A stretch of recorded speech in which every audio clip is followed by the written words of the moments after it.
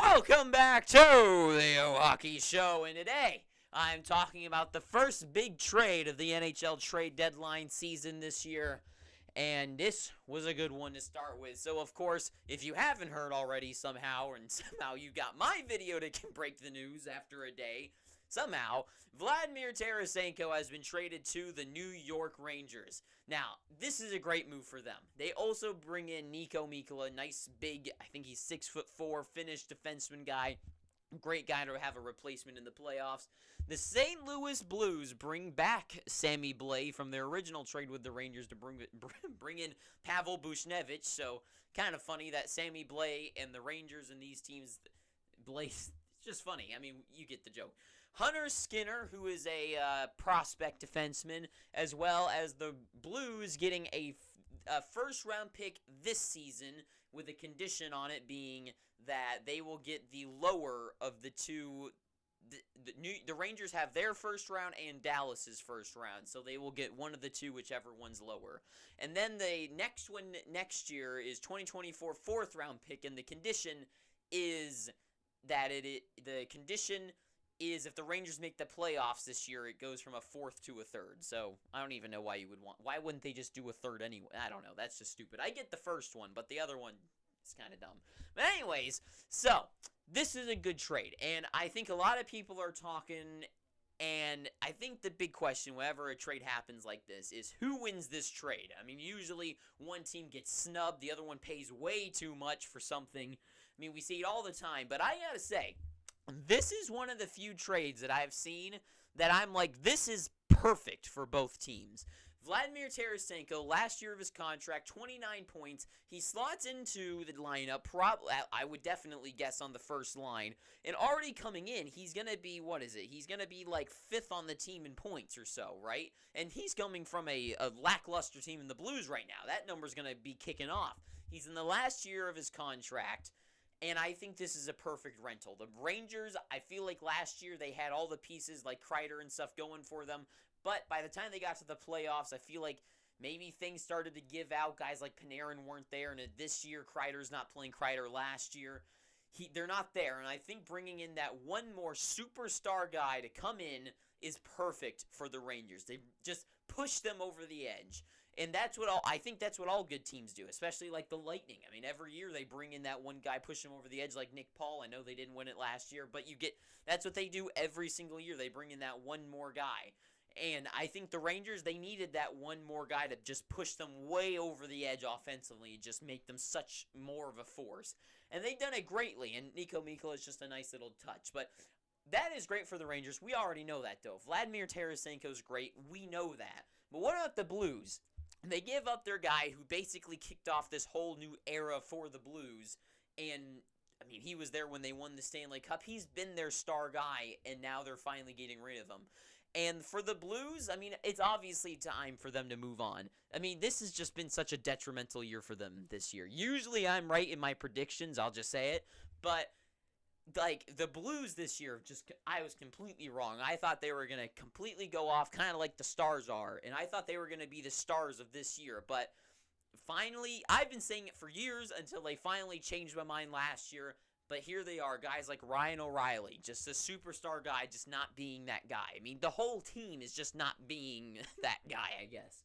So the whole team's falling apart, and it is a perfect time for them to kind of strike and kind of do what the Kings did, where they still have guys like Kopitar and they still have guys like Quick and Doughty. They have kind of good guys around the lineup and start rebuilding while you still have some pieces. And so don't do like the Sharks did and trying to rebuild now and it's already too late. You're going to be in hell for a while. The Blues are being smart, and instead of waiting for Tarasenko to fall off a cliff to resign, and perfect timing his contract's ending, they are moving on, and they're bringing in draft picks this year. I mean, between the Rangers and the Stars pick, it's not going to be super, but a first pick, regardless, is still better than none. I mean, that's bringing it, you never know who you can pick up, right? Hunter Skinner, good prospect, I'll be perfectly honest, I don't know much about him, but it's a prospect. I've heard of him, so I definitely think he's got some sort of promise, but bringing him in, Sammy Blais, I think maybe he just, I don't know, they needed cap space, So they move on Sammy Blais and back to St. Louis, so whatever. But I think for the Blues, this is a smart pick. They're not going to keep Tarasenko for longer. And the other teams that they could trade him to that were probably interested are higher up the tier list probably of the draft picks. So like a team like the Devils, let's say, their pick's going to be a lot higher than the Rangers. So they probably made the smart choice in going with the Rangers for that idea. And just overall, good choice for the Blues. You're bringing in picks, you're bringing a prospect, and it just makes sense. It just makes sense. So good job for both teams, really. The Blues, they're going to lose him anyways. Might as well bring in some stuff, and I think it's better than nothing. So good job for the Blues there. But for the Rangers, overall, does this make them more of a cup contender than they were before? Now, obviously, the answer is like, yes, they're better because of this. But how much better? What is still their problems, okay? So, of course, to make this trade actually happen, the Blues needed to retain some salary. So the Rangers already with the whole thing with Patrick Kane, everyone thought he was going to end up there, but it's kind of impossible with the cap situation.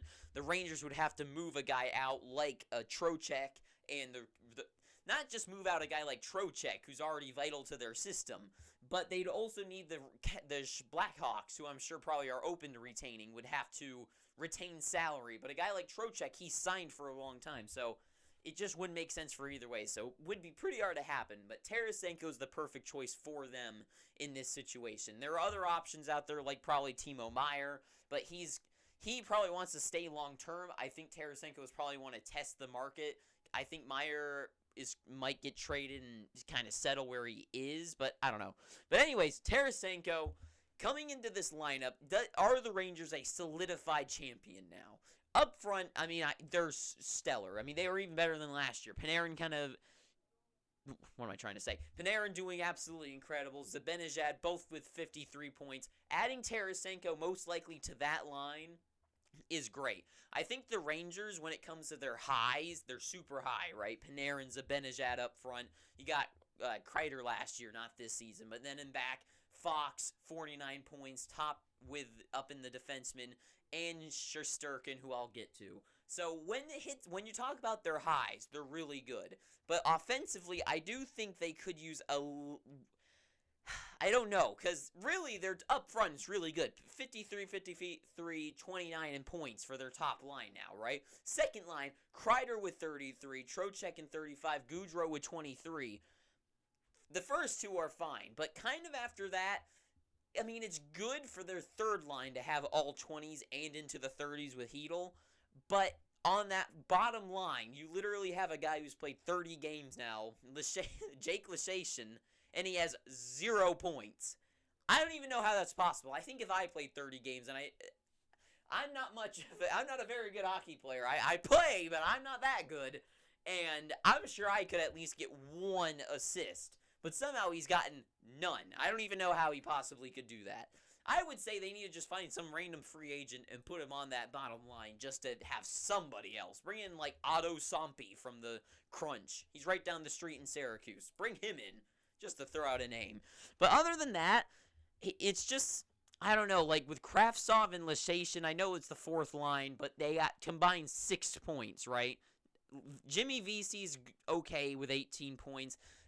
The third line's good. Really, overall, offensively, the Rangers are pretty good. They get a pass offensively, and I think with Tarasenko, it really pushes them over the edge. Defensive-wise, I think they're really good as well. I mean, they're good defensively and at making points. I mean, Fox, incredible defenseman, right? Adam Fox. Charlie Lindgren, really good, 14 points. Perfect combo there with the superstar offensive guy in Fox, teaming him up with a defensive guy. Just sit back and relax and just play good defense. And Lindgren, good pairing there. Keandre Miller and Jacob Trouba, same thing, but the opposite on different sides. Trouba and Miller, overall, I don't even have to go through the whole thing. Good defensive back there. Defensively, I really like what the Rangers are doing. And with Mikkola now bringing him in, let's say a guy like Trouba gets injured, right? Or a guy like Miller gets injured. You bring in Nico Mikkola. He's just a solid Finnish defenseman. I'm hoping, crossing my fingers. And just good choice. Good choice by the Rangers there. And in the back, of course, we already know this. Igor Shesterkin, incredible goaltender. Now, this year, he's definitely digressed from his play last season, but so is the Rangers as a whole, which is a thing I called happening, because last year they were just so good, there was no way they were going to be at the same level or better. There was just no way. I mean, it'd be like winning the lottery once and then winning the lottery a second time. It's just not happening. Maybe you'll win it 15 years from now, but it's just not going to happen. So, overall, the Rangers are really well built. I mean, you know this. I don't need to tell you that, is that the Rangers are one of the better built teams in the league. They are up there. But my question really is, is this a playoff winning team? Because we say that a lot about teams. I mean, the San Jose Sharks for so many years, right? I mean, look at this team right here. The San Jose Sharks, for so many years, we were saying that next year's going to be the year. You know, this team, built for the, not built, let me say this again. This team was so good during the season and then would fall apart when it came to the playoffs. And I know the Rangers, they got to the conference finals last year, sure. But they almost lost to the Penguins, right? And they lucked out that what am I trying to say? The Rangers, they got lucky. They kind of got lucky against facing off against the crippling Penguins. I don't really know. I think this team needs another playoff performer. And Tarasenko, he's won the Stanley Cup before, but I don't really know if Zibanejad and Panarin are the guys for the playoffs. I don't know if Chris Kreider is going to be a guy that's going to rise to the occasion in the playoffs. What about Lafreniere and Capo Caco? I don't know. They didn't prove it to me last year, and this year, I'm still not sure. They're getting better, sure, but they still haven't proven anything to me. So, I think this is overall, great move by the Rangers. But is this team going to be are they going to win the Stanley Cup with this team? And I think they're going to go far. First round might be really tough. I mean, at this point, if they play against either the Devils or the Hurricanes, I don't know if I like the Rangers' odds against one of those two teams. If they move on to the second round, how do they play against that other team that they would have to play between those two? I don't know. It just seems very hard. And then especially if you get past that round, the team that they'd have to play in the conference final would have to have beaten probably the Bruins, and they'd have to probably have beaten the Lightning, unless it is the Lightning or the Bruins or the Maple Leafs or whichever one of those teams would have to have beaten the other ones. Could the Rangers then beat them with this team? And just the fact that defensively, I like them defensively. I like them a lot. But they are just, they have Fox, but they don't have Hedman or Makar, you know? Up front, yes, they have Panarin and Zibanejad, but they don't have Kucherov or McKinnon. You know, that's what they're missing. And I know that Panarin and Zibanejad are great, but they're not McKinnon and Rantanen. They're not Kucherov and Stamkos. And that's kind of the point I'm saying, is that this team is great, but when they come up against a team like the Lightning, they've got to worry about Shesterkin to Vasilevsky. Vasi's better. Comes to Panarin and Zibanejad, Kucherov and Point, or Kucherov and Stamkos, or whichever one of the ones you want to say, are better. And then you throw in the third one. So then, well, I guess you got Tarasenko now. But defensively, Hedman versus Fox. Hedman's better. And that kind of just goes down the whole lineup. Now, overall, the Rangers might be better depth-wise, but up front, they get beaten. And that's where you need to try to beat the other team, then your depth comes in, right? So that is kind of the point I'm making here. So for the Rangers, good move, but is this a move that's going to make them win the Stanley Cup? I don't think so. I think the Rangers, they need, I don't even know what they would need. I guess the main thing that I would say they need is guys like Capo Caco and Lafreniere to be, instead of a 29-point guy, 24-point guy on third line, be a 40-point guy on the second line. But that's really all I have to say. So overall, good trade for both sides. I think it is a good move either way for both teams. The Rangers, I mean, you might as well this is your Hail Mary shot, trying to bring in him. Maybe you can make one more move, but it'd be really tough. I don't know who you could possibly move for. But overall, good move there. Just throwing out this idea. What if you trade Goudreau back to the Sharks and bring in Meyer, but they're already in cap hell, so I don't even know how they could possibly make that happen. But something like that, that would really push them over the line. I think that'd be good. But anyways, that is really all I have to say for this big trade. So thank you for watching this, and if you're somehow a fan or something of me, if you've watched my videos in the past, I'm going to be making videos again. I promise you that, if you care, which you probably don't. So if you don't, good for you. I wouldn't either.